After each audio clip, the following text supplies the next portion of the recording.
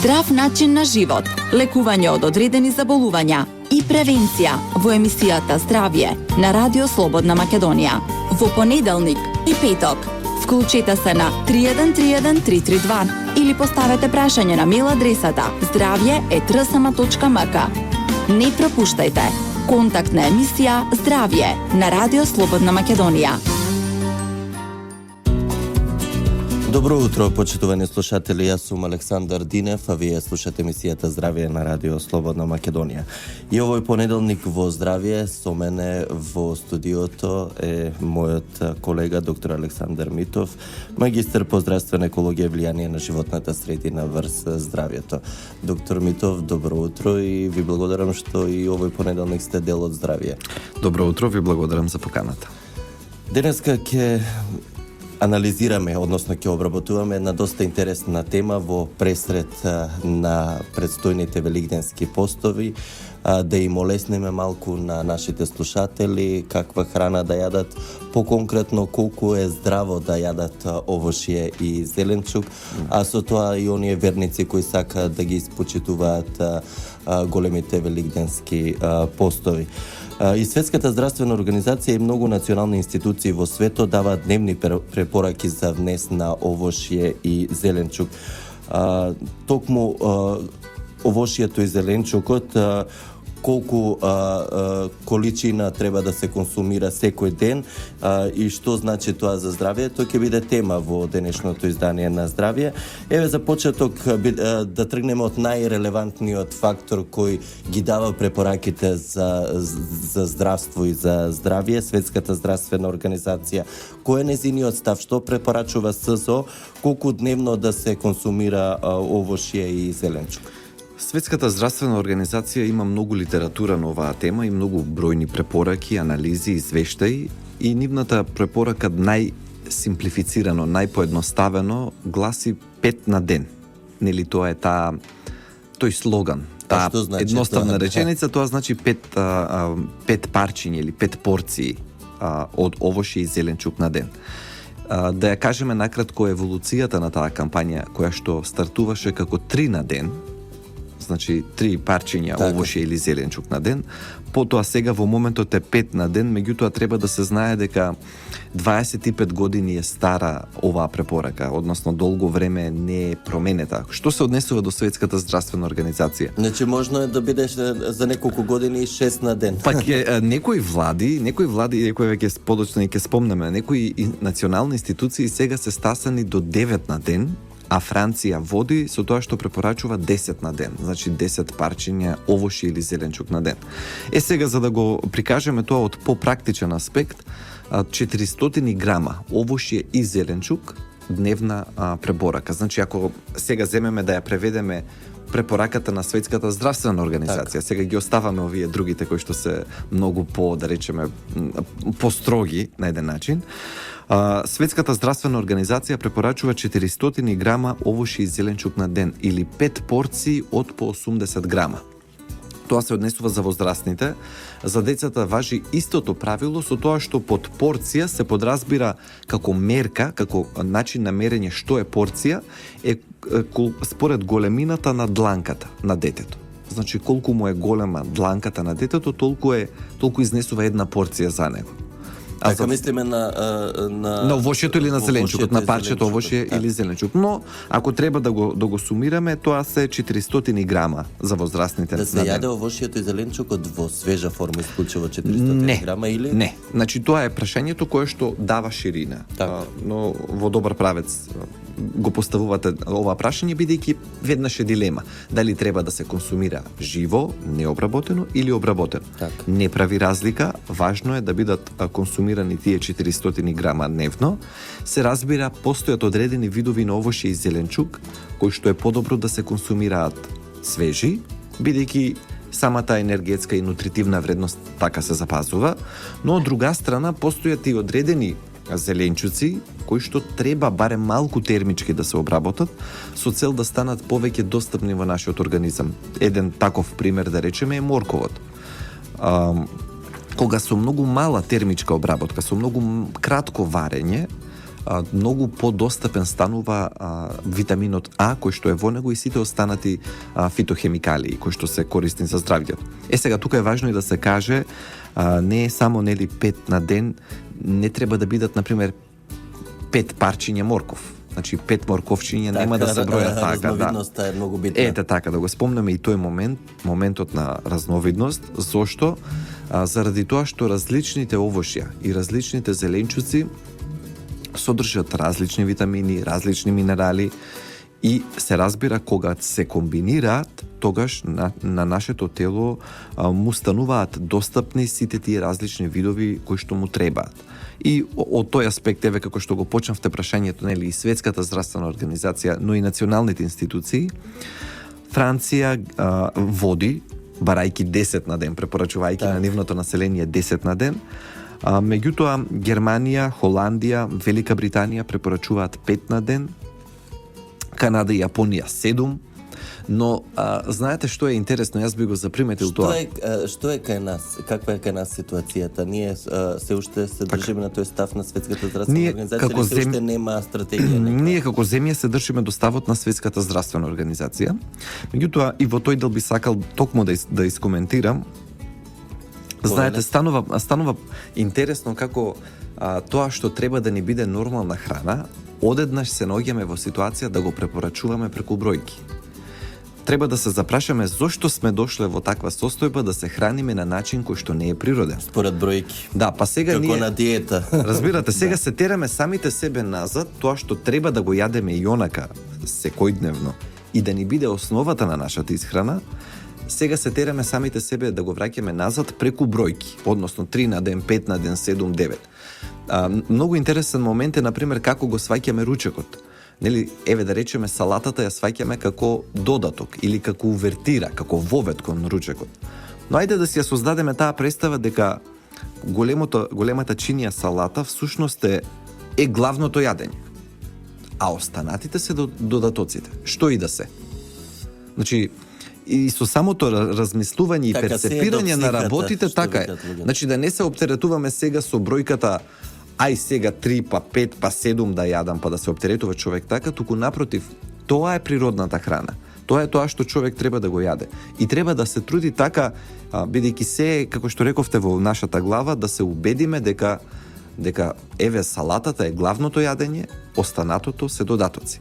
Така, но пак во некои случаеви сепак живееме на Балкан без месо и без зборувам за мнозинството граѓани. Затоа треба повеќе да се едуцираме, така. Повеќе да се едуцираме, и секако повеќе да консумираме овошје и зеленчук, бидејќи тоа не само што ќе ни даваат свежина, туку ќе ни го подобрат и здравјето, но од друга страна, доктор Митов, кои се последиците по здравјето доколку не ја внесуваме онаа препорачана доза или доволна количина на овошје и зеленчук во организмот, 400 грама или 5 на порции, 5 на ден, што би рекла Светската здравствена организација?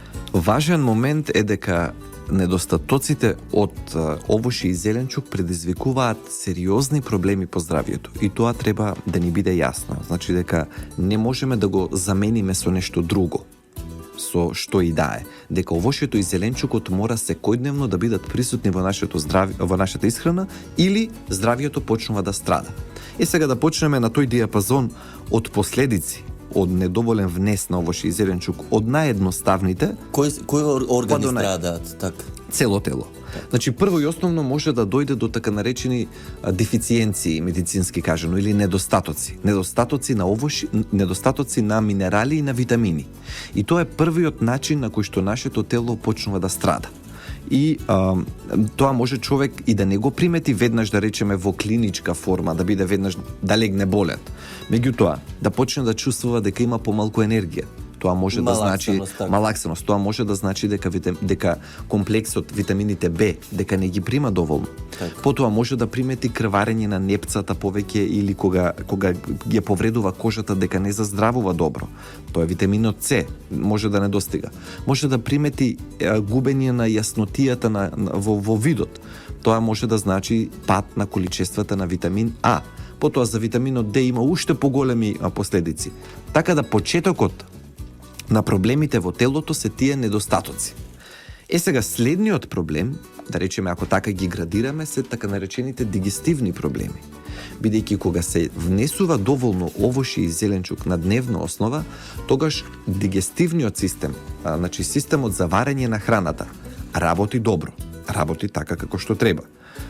Меѓутоа, кога ќе не се земаа доволно, не се внесува доволно растителни влакна, а растителните влакна се тие кои што ја даваат масата на фекалната маса, значи на фецесот.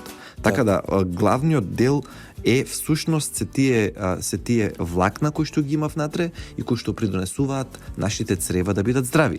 Од тука, луѓето кои што не внесуваат доволно овошје и зеленчук имаат обстипација, односно запек и хемороиди.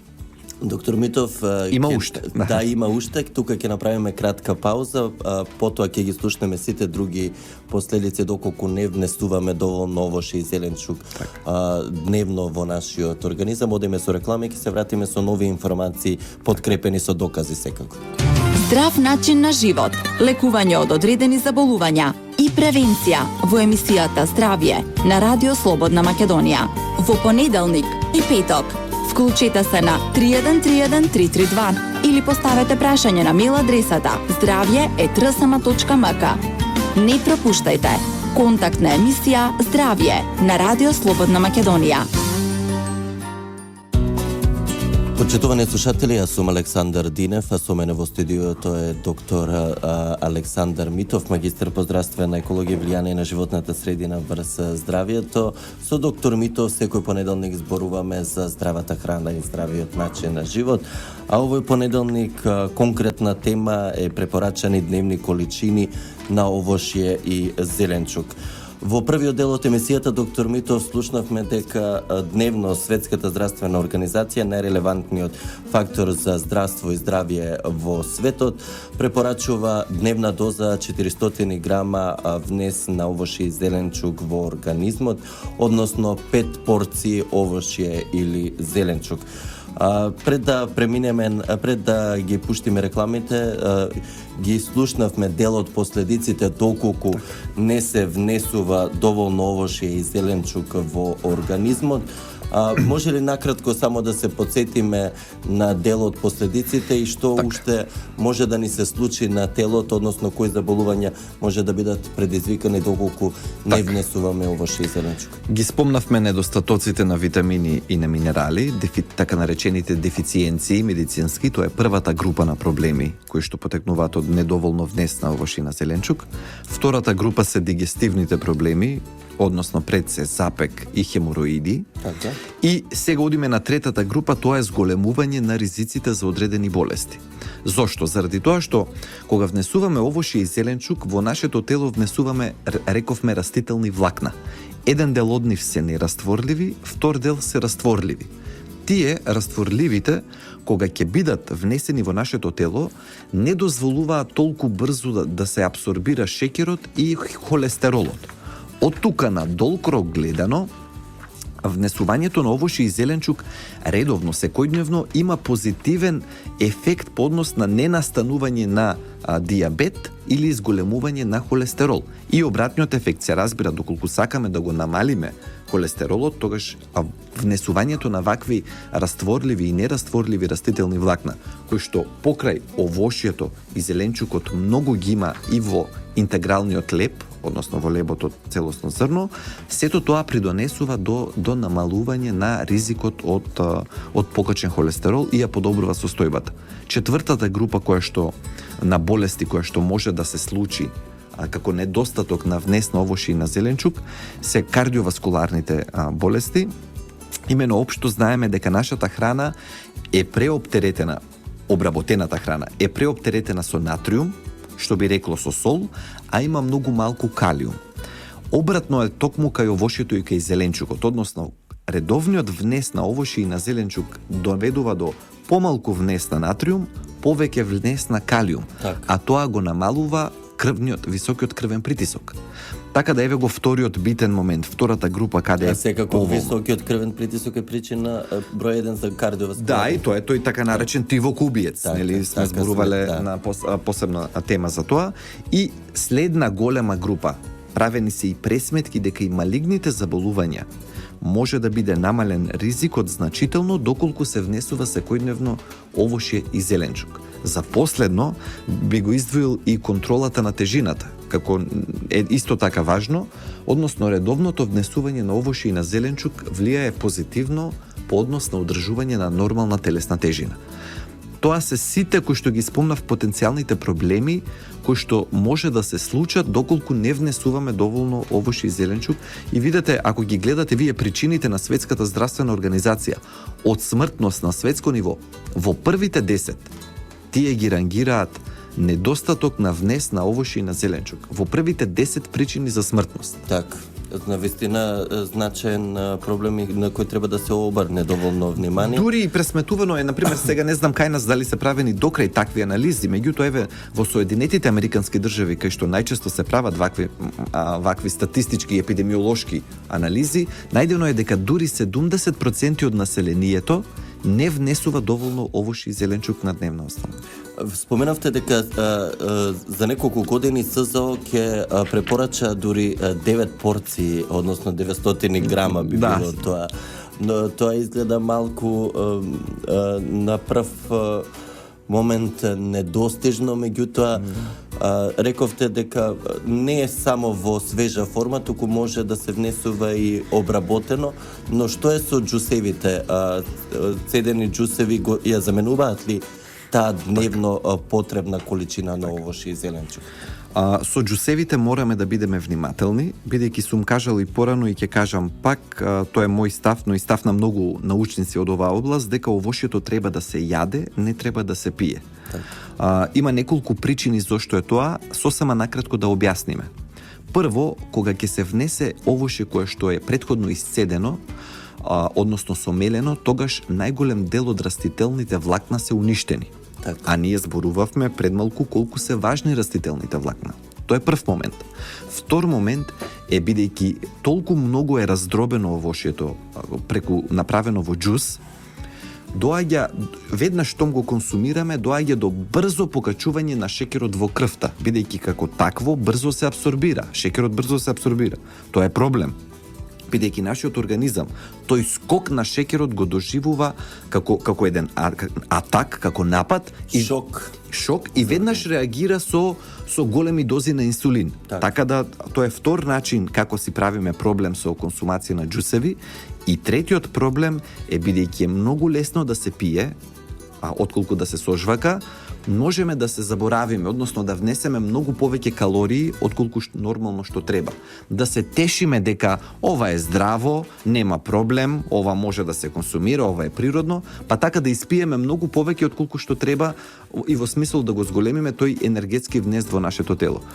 Во една минута до крајот на емисијата сакам само да им дадете неколку практични совети на нашите слушатели.